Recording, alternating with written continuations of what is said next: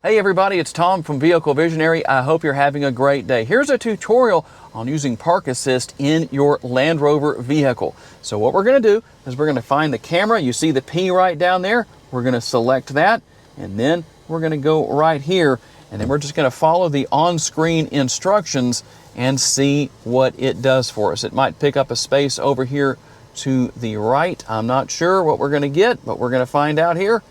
Let's see what it does.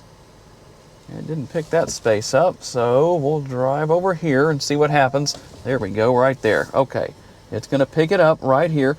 We're going to go with start, and all I have to do is take my foot off of the brake pedal. You can manage the brake if you want to. You don't have to. It just kind of depends on how comfortable you are, but if you get on the brake too much, it's going to go ahead and stop the process or pause the process. Now you'll notice it went into drive from reverse.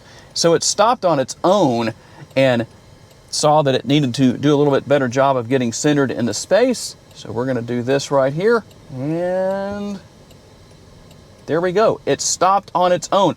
You don't have to do anything, as you can see. So we are now officially parked, and that is how that situation works out for you.